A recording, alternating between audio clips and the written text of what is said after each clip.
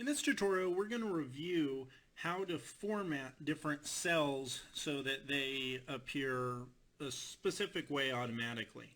You can see right here we have 5 columns: money, date, percentages, text, and time.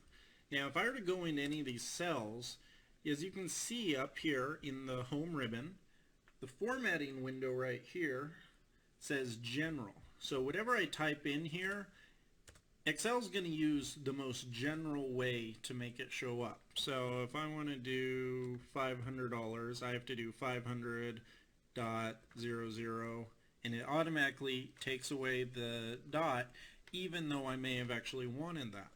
For date, 4-9/12, it automatically converts that because it recognizes that as a date. And percentages, say I want to do 45%, I do .45, and instead of it making a percent, it made it at essentially 45 cents. For text, 059, right here, what this does is it's going to take away the 0 and it's going to treat it like a number, even if I actually wanted that 0 to appear there and wanted it to look like text. And then time, 540, and it just kept it right at 540. Now what Excel allows you to do is to pre-format cells so that they appear a certain way. So what we can do, so that's a top line, so you can see that. For money, I want to come up here and click on General, and I can either go down and choose Currency or Accounting, or there's also a shortcut. I can actually just come up here and click right there. And now if I type in 500, hit Tab, it keeps my zeros, and also it puts a money sign in front of it. So that's a great way, if you have anything revolving around money, to choose that format, and then it'll keep that universal across your document. For the date one, it's pretty good about doing automatically, so you usually don't have to worry about setting that up too much. But what Excel is very good at is finding the long and the short date. So say that I wanted the long date, and I do the same thing I did before, 4/9/12.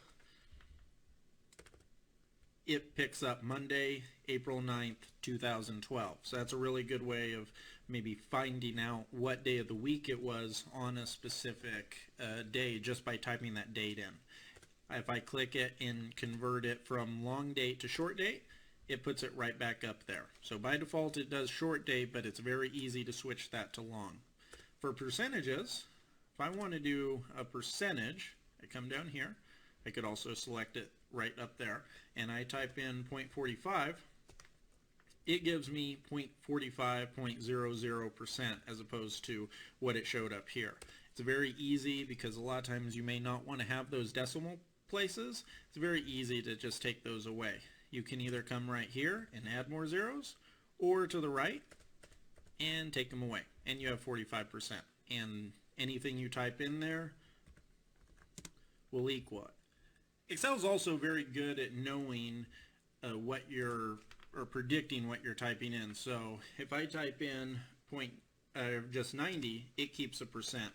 If I do 0.90, it converts it and makes it 90%. So just be aware of that. And so you would have to change the formatting and what you type in if you're wanting to put something like 900% or something like that. You'd actually just have to type in 900. It doesn't convert all of it automatically. For text, now this is a little bit of a tricky one. If you remember, for the item right above it, in the cell right above it, I typed 058390, which could be potentially a serial number or something like that, where we wanted to see the 0. Anytime you type a number into Excel, Excel is going to convert that into an integer, into a number, as opposed, and it doesn't know if you want it to be text or not. So we have to tell it that you want it to be text.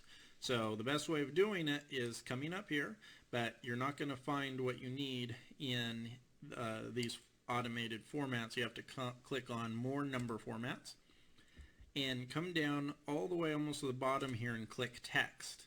And you can even see what it says right here. Text format cells are treated as text even when a number is in the cell. So the cell's going to display exactly what has been entered. Click OK. And now I'm going to type in the same thing, 058390. And as you can see, now it shows it exactly like how I typed it in.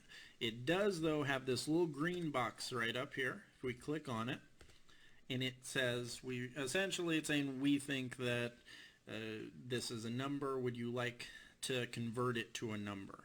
You can click ignore error and the green bar will go away. And there you go.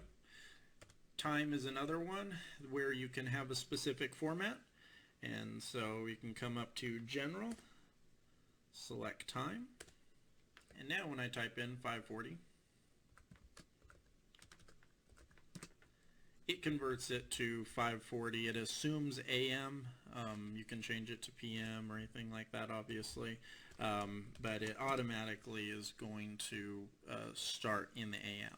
So that's just some quick tips and tricks on formatting and how you can get the text to appear a specific way by using these kind of preconditioned settings.